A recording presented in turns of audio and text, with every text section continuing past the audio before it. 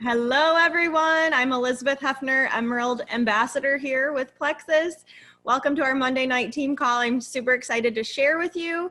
I really wanted to talk to you about communication because it just seemed to go with what we've already been talking about really since the first part of the year, since January. We have learned so much about recruiting and retention and what to send and when on day 1 follow-up, on day 3 follow-up, all of these things. So that is so important. We've learned how to grow our business and who to talk to and quit making excuses for ourselves. And we've learned what it takes to go to the top. So I really encourage you to look back at some Monday night team call recordings if you're missing one of these or if you need to rewatch, because it's so important. And part of communication is knowing that sometimes we need that repetition. So I am a physical therapist by trade. I have been teaching in PT and PTA schools for the last 14, I just finished my 14th class. And what I have found is that I am working with adult learners, right? These are PT students, PTA students. So PT students are in their grad school years when they're in that program. And PTA students even have to do a couple of years of prerequisites and get admitted to the program. So, and a lot of PTA students it's like their second career. So these are adult learners. These are not like little kids. And even with adult learning, we need that repetition. So there's no shame in going back and rewatching and relearning. And if you think back, or if you haven't, maybe you haven't seen, but I remember hearing from Fallon and Brittany and Cody and Rochelle saying like they would rewatch videos because it helped them learn. And then Fallon has said that her kids and Brittany and their kids would be reciting stuff from these calls and trainings and things that they were doing. So definitely keep that in mind, that it's okay to have to go back and review. And that in my mind is really part of communication, right? So kind of the definition of communication from Empowered Teams. It's a book by Richard Wellens, William Byam, and Jeannie Wilson, is that communication refers to the style and extent of interactions, both among members and between members and those outside of the team. So if you think of Plexus, like that is all about it, right? We're talking to our upline, we're talking on team calls like this, and then we're talking to prospects and we're bringing new people into our team. It also says, it also refers to the way members handle conflict, decision-making, and day-to-day interactions. So when I hear that second part of it, I think, who do I communicate to every day? Every single day, my family. And so I want to remind us that that communication really has to start with our family. My husband cannot read my mind when I know that I need to work on IPA, or that I know I need to make a phone call, or that I know that I need to do some reading or something. He can't read my mind and make that a priority with me unless he knows about it. So when I started my journey, my husband was in school. I had 4 little kids, and I would do all of my things. I would do all the kids stuff. I do all the meals. I do all this stuff. He was gone. I was working weekends. And then in the evening when everyone was tucked in bed, then I would work on my Plexus, right? But now we have bigger kids and he's working and all these different things have come about. And so I have to ask him, like I texted him today, like, hey, these kids still need to work on some school stuff. I need to prepare for call. How can you help me? You know, he can't read my mind and say, oh, well, she must be fine if I don't tell him. And it also comes to dreaming with our family. And so that when we say like, hey, honey, can you do bedtime tonight? There's a call I need to get on. Unless he sees value or your kids see value in what you're doing, then it's really difficult to have them on board, right? And so sharing and dreaming and communicating with them, making a dream board as a family. The kids, we went for a walk today, and Jackson, he's 9, he says, when mama hits diamond, are we gonna get a pool? So they have these things in mind that they see as potentials as a family.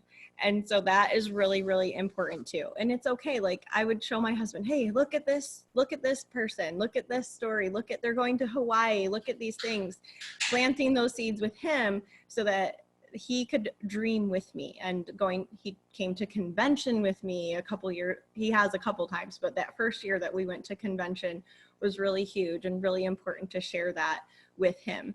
So that communication, I think, really needs to start with our families, and then we can move forward to communicating with our team.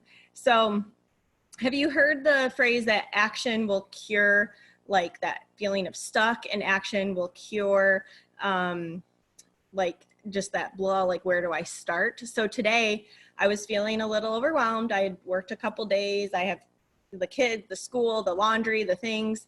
And I'm like, okay, just do something, Elizabeth. It doesn't matter. Do something to get yourself being productive.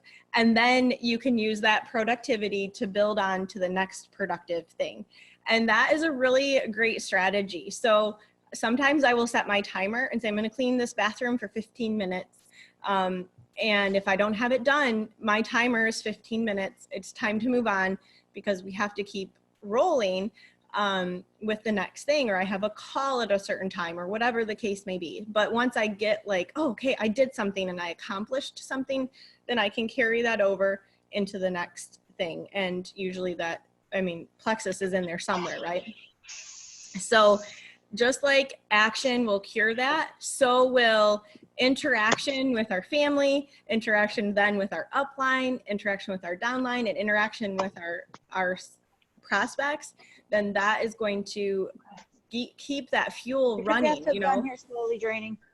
We're going to keep the things running. We're going to keep interacting with people, and that is going to cure a lot of this feeling of like nobody's talking to me, or whatever the case may be, or maybe you're afraid to reach out to somebody. So just do it. Just start talking to someone, and then that's going to continue on.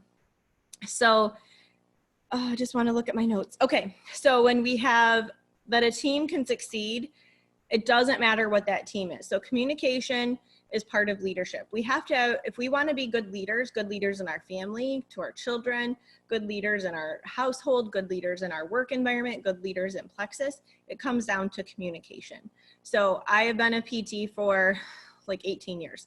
And it's crazy to think, since I'm only 25, right, that I've been a PT for that long. But I have worked for lots of different people, and the ones that are better communicators, there's definitely a better feeling of teamwork. There's a better camaraderie and stuff like that. So it doesn't, I'm not saying that in a rude way. I'm just saying it's the reality that's out there. And I'm sure all of you can identify that as well. So we want to communicate with our family, with our network, with our upline, right? And then that's going to continue on. So just checking. All right. With our Plexus team, I really, really encourage you to just really keep those lines of communication open. And one of the quotes that I read from John Maxwell was that you want to be like talking like all of the time. And yes, that is somewhat true, right? Yes, we want to be available, but it doesn't mean that we're on our phone literally 24/7. It does mean when there's a big sale, or the end of the month, or we're hitting a promotion, or one of our downline, one of our teammates, one of our girls or guys, when they're going for a goal, a big goal, yeah, we're probably going to be more available, right? I do think it is important to have some set times. So I have set up times with different people, different girls.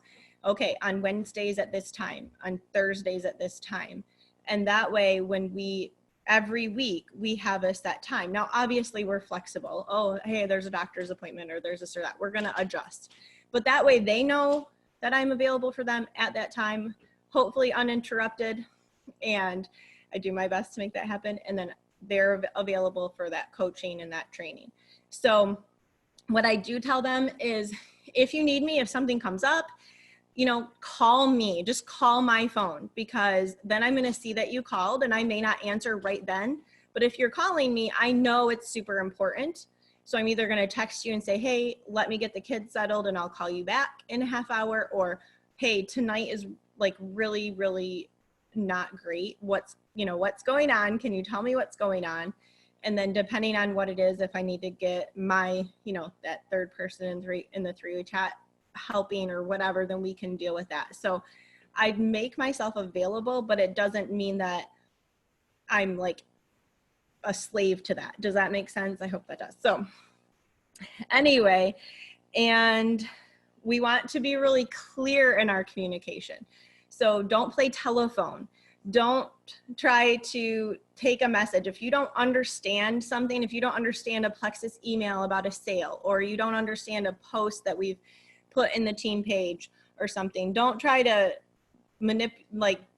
figure it out and say whatever. You want to get clarity on that so that you can communicate clearly as well. So it's okay to ask questions. Remember, it's okay. So if you don't understand something, ask questions. If you get that email, like, okay, what exactly does this mean? Because there's a lot of Plexus emails coming too, like when they're doing free shipping on certain things. And if you're brand new, you might not know what all of that means. And that's definitely why we're here to help and keep that in order. So definitely be clear in your communication. Go back and read the messages that you're sending. Make sure that they make sense. Maybe take a screenshot and send that to your upline and say, hey, is this good? This is what we were talking about. Does this make sense? So, get that feedback. Also, just some general rules. Of course, we want to be consistent. We want to use the tools that we have available. So communicating to a new person on how to take their products, on what to expect, on when do you follow up with them. All of that is laid out. We have that in the team pages. We have the retain your people laid out, the 10 points of contact in the first month. This was a call that April Ann and Christina Hanselman did a couple of weeks. Really, really good because it's laid out. And so you can refer to that and look at day 1, day 3, day 5, day 8, and you can schedule those into your calendar, into your planner, and remembering to use that tool for your new people so that you can help them be successful. So use the tools that are available. There are other things in the team pages. There's the 4 pink drink post that tells you, walks people through, and you can use those tools as well. There is the video on how to navigate the team page, super duper important. And of course we have lots of how to take your Plexus, how the charts, like what day to start what, right? So these are all communication tools that we have access to, and I encourage you to use. So we want to be consistently using those. We want to consistently communicate. We want to be clear, of course, be very courteous. Hey, how's your day? I was thinking about you. I really hope you like your pink drink. Tell me what you think of the taste. It can be real friendly and brief. Some people like a little bit more detail, and this is stuff that because you've been communicating with them, you've been talking to them, you're gonna get a feel for what meets their needs the best. So then we have teammates to the leader. So we don't want yes men. Like, this is network marketing, which is really a relationship business when you do it well with Plexus. We are all about relationship. I don't want to duplicate. I don't want a bunch of mini Elizabeths on my team. Like, I want Melissa on my team, and I want her to own it and be herself. And if she has a question, or she has like a thought, or hey, we should try this, or hey, we should try that, like, I want to listen to that. I want to hear that. I'm not here as an upline giving out orders and expecting people to just fall into place. We need to have that open communication. We want direct and honest communication. And honestly, this really comes better on the phone because things can be misconstrued in typing, and the last resort is a voice message back and forth, because at least you can hear tone and all of that, right? But definitely getting on the phone on a regular basis. And then we have among our teammates. So this is why we celebrate in Pink Power. We have promotions being posted in there and consistency club being posted in there. And this is our opportunity to cheer one another on and to be a team, to be Pink Power team, right? Super, super cool. And when you look at the members in Pink Power, it's amazing to see that we are a part of something so positive and so encouraging. So then we have us, to our ambassadors, and this is where we want to be really receptive. We want to be really responsive and realistic and very courteous. So there are things called expectation management, and this falls into communication. Like, hey, Susie, I know you're super excited about Plexus. Let me just send you this chart on how weight loss can happen. There's a posting, Got Health, Happiness, and Beyond, that Brittany Howard posted. And it has, you know, weight loss kind of happens like this. If their goal is weight loss and they drink their pink drink for a week, but they're not drinking their water and they don't lose their 20 pounds, then they're not going to lose the weight, right? And we know this, but we need to manage those expectations. And that's really going to come through communication and helping them see that a realistic goal, and being very timely in our messaging, and, you know, making sure we're getting back with our people and asking questions, asking those questions, asking the follow-up. How's your water going? You know, stuff like that. And this also comes into play with helping someone grow their business. Are you following up with your prospects? What are you sending them? How can I help you? Well, you know, I sent 3 messages and I didn't get any joins. Okay, well, we need to manage the expectation that it takes 10 to 12 follow-ups with someone to get a join, and that, you know, not everyone is ready right now. So we really have to keep that relationship going and keep layering and dripping the Plexus, not word vomiting Plexus, but dripping that information to them so that they can absorb it slowly and that they can come to the same conclusions that we all have. So as leaders, we need to be really good listeners. We need to listen for what our team is telling us so that we can then manage those expectations, right? I am a good talker, and my team will tell you this. And so I've had to work on listening to the frustration or the concern, or like, how do I do this? You know, I have to listen and then answer that question that's been asked, or let me understand what you're saying. Are you asking this? So kind of making sure that we're asking a question for clarity, and that's going to lead to really good communication as well. So there is some vulnerability in this. You know, some people, I'm a physical therapist. I worked with kids. My passion are pediatrics and geriatrics. So I work in a hospital. So I deal with lots of bodily fluids. It doesn't bother me to talk about bowel movements and how are you doing with that? Like, that doesn't bother me at all. But for some people, that's sensitive and it's hard for them to talk about. And so being sensitive to that is super important as well. So there is some vulnerability on their part. And as we grow as leaders, you know, we can be a little bit vulnerable with our team too, and that's okay. So I just have a quick a quick evaluation, so to speak. And what I will do is I'll type this out in the comments so that you can see it. So you might want to grab a quick pen and paper, but something to think about. So just, if you want to take it in and then get into the comments, you can, but if you want to try and write them down. So the rating is a 1 through 3. So 1 is never, a 2 is sometimes, and a 3 is always.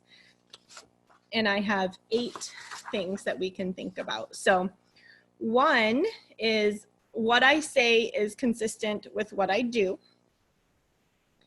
Number 2, when I give directions or instructions to others, there is rarely confusion or misunderstanding as a result.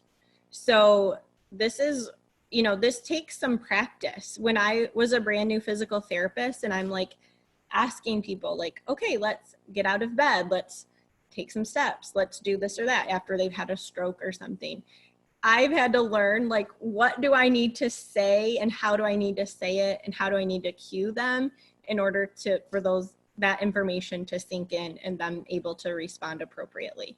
So and it's fine. Like, I've kept all of my patients safe, and it's just a learning curve. And this is this is Plexus. We're going to keep everyone safe, and it's okay to learn as we grow. So not a problem there. Number 3, I enjoy connecting with teammates and communication flows freely. Number 4, I let my leader know about the challenges that my team is facing. So this is super important, right? Because this is how we're going to learn to be a better leaders when we take these things up the line and in our 3-way chats, and we can work on them and learn like which video to send. And getting on 3-way calls with people is super important. Our sponsor, our downline, our upline. Okay. Number 5, I show my team leader respect and avoid publicly criticizing her. All of these two can really be applied to our marriage relationships or significant other relationships with our children, right? Number 6, once a problem has been faced, talked about, and resolved, I do not bring it up again. Number 7, I am receptive to the needs of my ambassadors. I want to know how I or we can improve our service. So I really like that one a lot. Number 8, I respond to like ambassador concerns quickly or our prospects concerns quickly, and I give an honest and accurate response. So it's okay to not know all of the answers. Like, well, tell me about the pink drink. What are the ingredients? It's okay for you to not have all of that memorized, but we have lots of tools available to us that we can then send. And if you need help finding those, then that's why you have an upline, and that's why we're here too. So those are my tips. Those are my things to think about, the evaluation to kind of think about. And yes, so thank you for joining. I appreciate you all being on so much. Have a good night.